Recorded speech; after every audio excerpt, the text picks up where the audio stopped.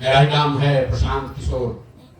चुनाव का समय है, बहुत लोग आपके पास अभी आ रहा होगा। आप सोच रहे होंगे प्रशांत किशोर भी आए हैं वोट मांगने। हम वोट नहीं मांगते, हम वोट नहीं मांगेंगे, हम नेता नहीं है। पिछले 2-2.5 बरस से बिहार के गांव-गांव में हम पैदल चल रहे हैं। चंपारण से चल के हम अभी अररिया सुपौल तक पहुंचे हैं। शाहबाद मेरा गृह जिला है, यहाँ अभी पहुंचने में 1 बरिस और लगेगा। लेकिन बीच में उपचुनाव आ गया है, तो साथियों के कहने पर आपके गांव में आज आए हैं। लोग हमको जो जानता है वो बताएगा कि प्रशांत किशोर ने जिस नेता का, जिस दल का मदद किया, जिसको सलाह दिया, तो सब आदमी जीत के राजा हो गया। तो आज हम आपसे वही सलाह करने आए। इस्लाम में बताया गया है, जब आगे का रास्ता न दिखे तो मशवरे में खैर, मशवरा करने आए हैं। इसलिए आए हैं कि पिछले 30-35 बरस से आपने सारा प्रयोग करके देख लिया। आपने अपने जाति के नेताओं को वोट दिया, आपने विचारधारा के आधार पर वोट दिया, आपने लालू जी के डर से भाजपा को वोट दिया, आपने भाजपा के डर से लालू जी को वोट दिया। कुछ लोगों ने यहाँ बसपा को भी वोट देकर देख लिया। आपका और आपके बच्चों का जीवन नहीं सुधरा। तो अब आए हैं कोई प्रशांत किशोर, आप हमारी बात सुनिएगा, हम पर भरोसा करके वोट दीजिएगा। तो इसका क्या गारंटी है कि जीतने के बाद हम आपके साथ धोखा नहीं करेंगे। जैसे पहले का नेता लोग धोखा किया, हम भी तो आपके साथ धोखा कर सकते हैं। वोट से पहले तो सब आदमी बढ़िया बतियाता है, वोट के बाद आपको नहीं पूछता। तो जन सुराज वोट मांगने का अभियान नहीं है। अभी 15 मिनट में हम आपको रास्ता बताएंगे, आप उसको समझ लीजिए। उसके बाद जिसको मन है उसको वोट दे दीजिए, वोट जिसको मन है उसको दीजिए, लेकिन जो रास्ता बताएंगे वैसे दीजिएगा। तो और कुछ हो या ना हो, आपके बच्चों के लिए पढ़ाई रोजगार का व्यवस्था निश्चित तौर पर हो जाएगा। और अगर ना हो तो विधायक जी का नहीं, नेताजी का नहीं, प्रशांत किशोर का गर्दन पकड़िएगा। अब जिसको जिसको ये रास्ता सीखना है, आपका खाली 15 मिनट हमको चाहिए। आपस में आपको बात नहीं करना है, जो सवाल आपसे पूछेंगे आप उसका हाँ या ना करके जोर से जवाब दीजिएगा। आपको अभी अपने आंख के सामने दिखेगा कि आपके गरीबी बदहाली का कारण क्या है और इससे निकलने का उपाय क्या है।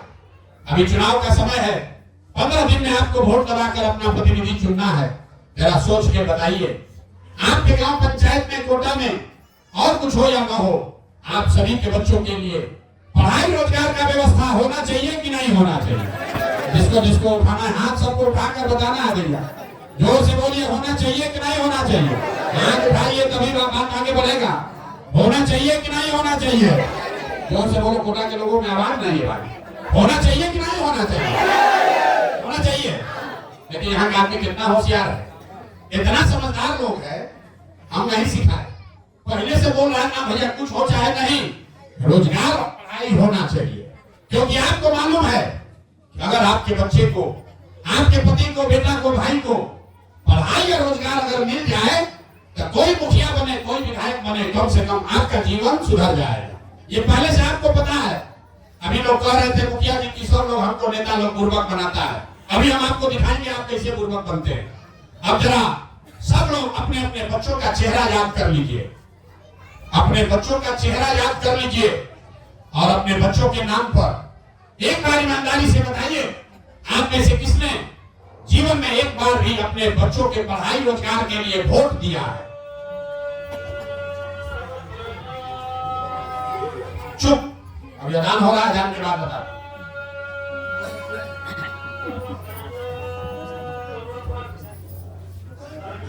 बताइए, दोहरा देते हैं। अपने अपने बच्चों का चेहरा याद कर लीजिए और सोच के बताइए कि आप में से किसने जीवन में एक बार भी अपने बच्चों के पढ़ाई रोजगार के लिए वोट दिया है। देखिए अपने गांव का दुर्दशा, आप चाहे पढ़े लिखे हैं या अनपढ़, हिंदू हैं या मुसलमान, अगड़े हैं या पिछड़े, चाहे जितना बकैती कर लीजिए, आज तक आप में किसी ने अपने बच्चों के पढ़ाई रोजगार के लिए वोट नहीं दिया। आप कह रहे हैं कि आपको लालू जी ने ठग लिया, कोई कह रहा है नीतीश ने ठगा है, कोई मोदी जी को गरिया रहा है। आप अपना दशा देखिए, आप तो अपने बच्चों के लिए आज तक वोट नहीं दिए। तो जो चीज आपको चाहिए उसके लिए वोटे नहीं दिए तो मिलेगा कैसे। अब कोई खड़ा होकर कहेगा ये भैया इसका क्या गारंटी है कि पढ़ाई रोजगार के लिए वोट देंगे तो मिल जाएगा? बिहार में तो सब नेता ठग बदमाश है, हम लोग तो सबको वोट दिए, आज तक कुछ नहीं मिला। तो इसका क्या गारंटी है कि पढ़ाई रोजगार के लिए वोट देंगे तो मिलेगा? हम आपको लिख के देते हैं, इसका गारंटी है। अभी आपको 2 मिनट का दिखाते हैं कि आपके बच्चों को पढ़ाई रोजगार कैसे मिलेगा। अब सवाल आपसे पूछेंगे, सही बात बोले तो जोर से हाँ बोलिएगा, मुड़ी नहीं हिलाना है, जोर से हाँ बोलना है। गलत बोले तो ना बोलिएगा, बात खत्म होगा, आपको दिखेगा कि पढ़ाई रोजगार।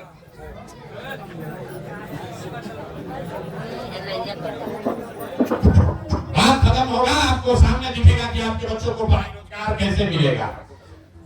पूरे बिहार में, आपके गांव कोटा में भी, पंचायत में बहुत सारे लोगों ने 5 किलो अनाज के लालच में मोदी जी को, भाजपा को वोट दिया है। तो बिहार में चाहे जितना चोरी भ्रष्टाचार है, 1 किलो चोरी करके 4 किलो अनाज यहाँ के गरीब को मिल रहा है कि नहीं मिल रहा है? अरे हाथ उठाकर बोलिए, मिल रहा है कि नहीं मिल रहा है? मिल रहा है। आपने, हमने वोट दिया, हिंदू मुसलमान बन के सारे हिंदुओं ने कहा कि भैया हमारा दशा कुछ भी हो, गांव का दशा कुछ भी हो, पहले अयोध्या में राम जी का मंदिर बनना चाहिए। तो आपके गांव में नाली गली नहीं बना, फैक्ट्री अस्पताल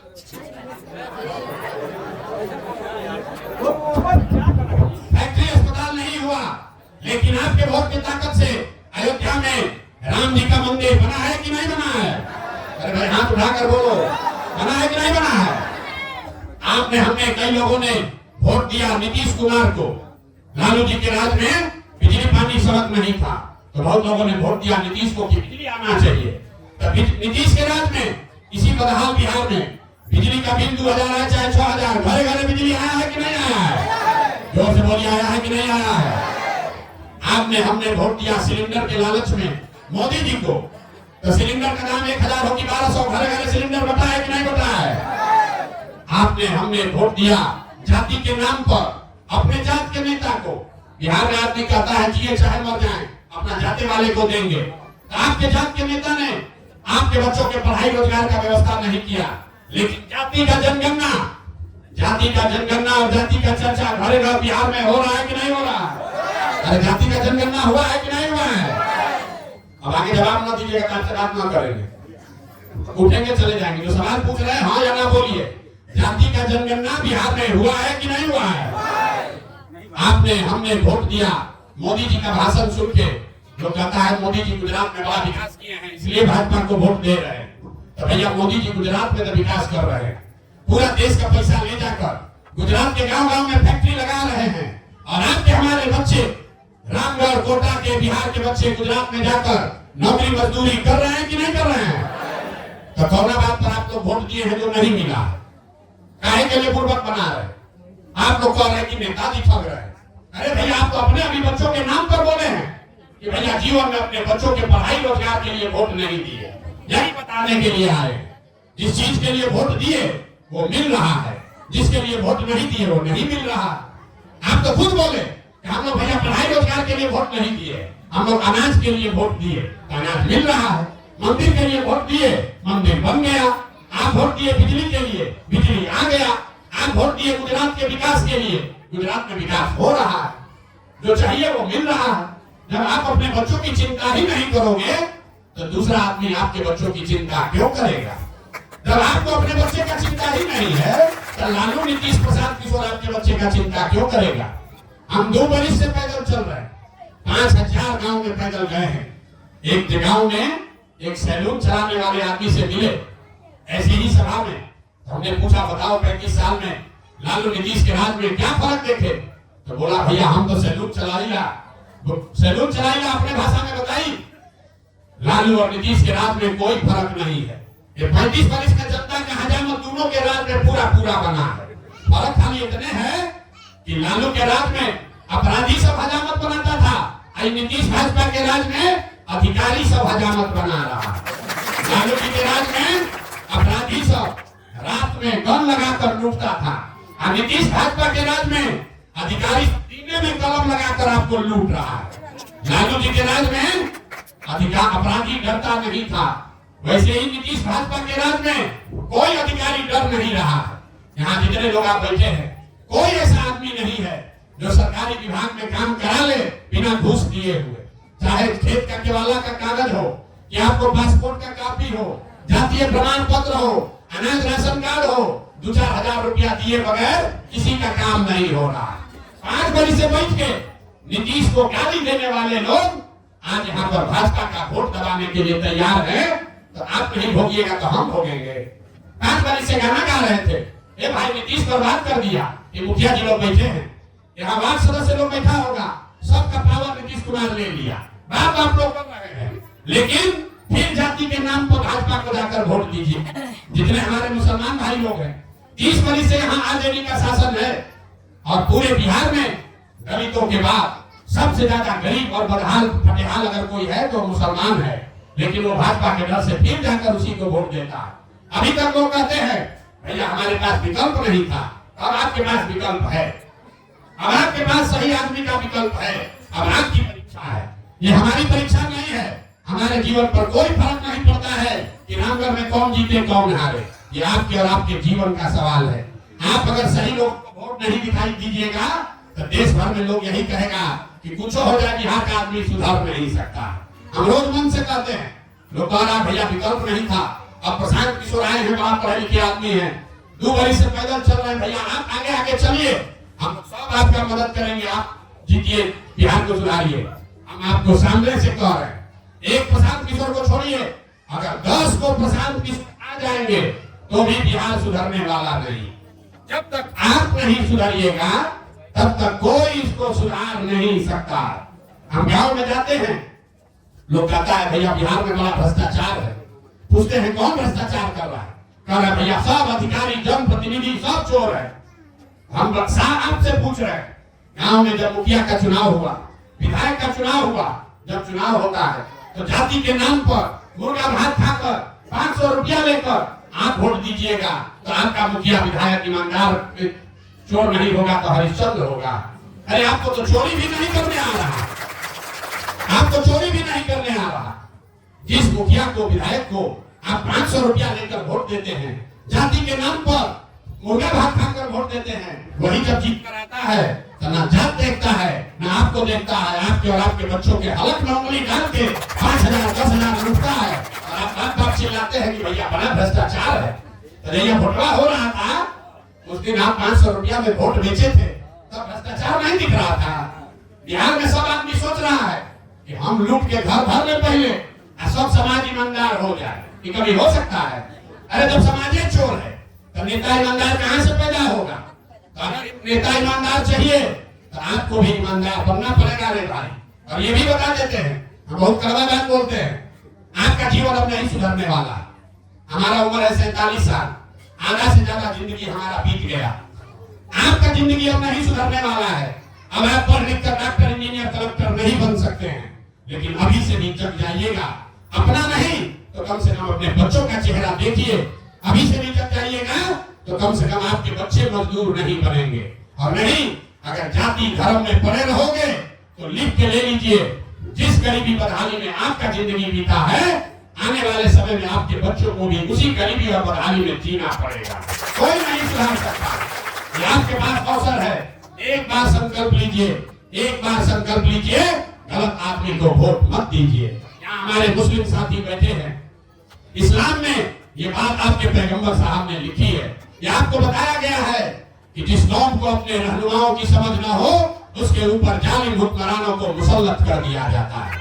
अगर आप गलत आदमी को वोट दोगे तो प्रशांत किशोर से सुनने की जरूरत नहीं है। आपके पैगंबर साहब ने कहा है, गलत आदमी को राजा बनाओगे तो आपके ऊपर जुर्म टूटेगा, होगा ही होगा।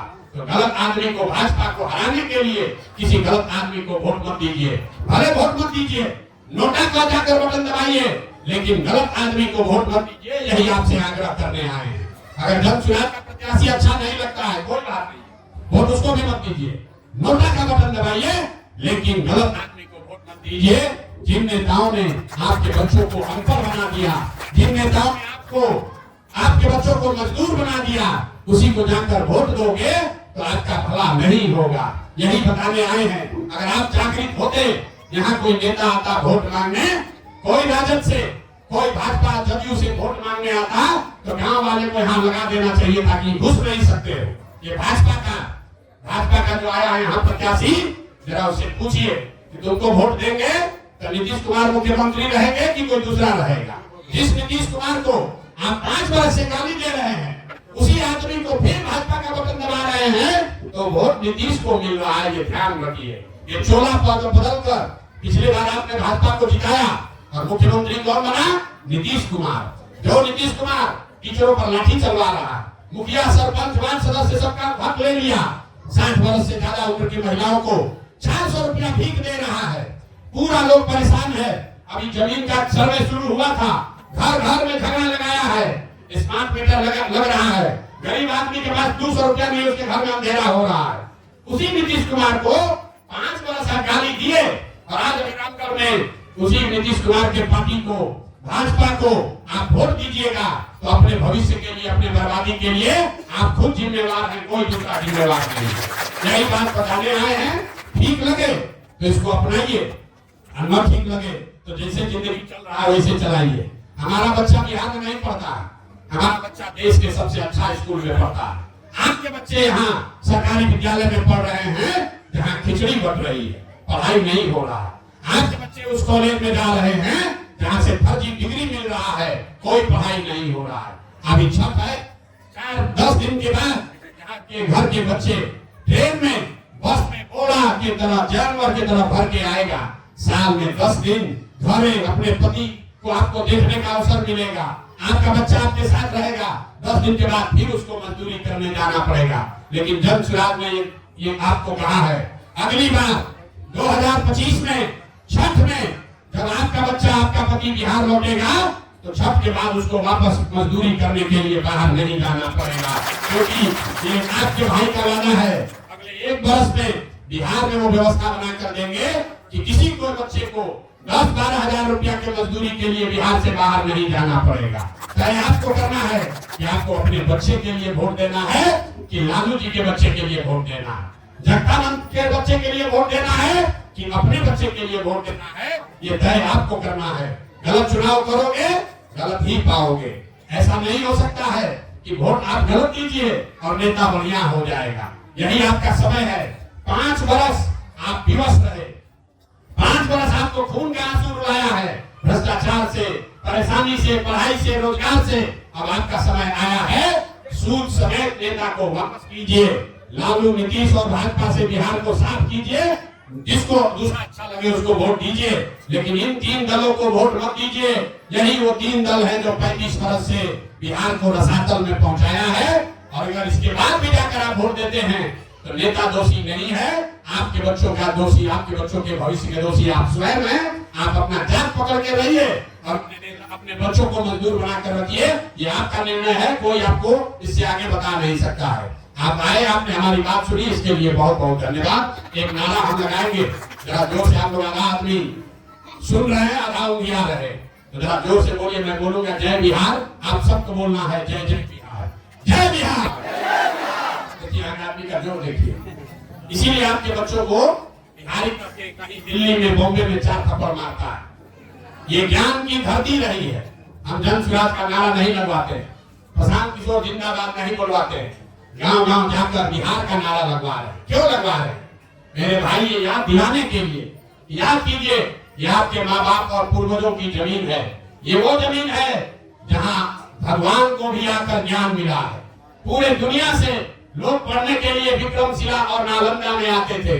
ये आपके, हमारे माँ बाप और पूर्वजों ने ये व्यवस्था बिहार में बनाई थी। और आज हम लोग का दशा देखिए, जाति धर्म में बट के आपने, हमने अपने को बड़ा होशियार समझ रहे हैं। आपने, हमने जो व्यवस्था बनाई है, इसमें आपके, हमारे बच्चों को 5वां क्लास पढ़ने का भी व्यवस्था नहीं है। तो इस व्यवस्था को बदलिए, इस मिट्टी का गौरव वापस आए। कोई आपके बच्चे को बिहारी करके गाली न दे। इस संकल्प के साथ सही आदमी का चुनाव कीजिए। मेरा विश्वास है कि आप गलती नहीं करेंगे।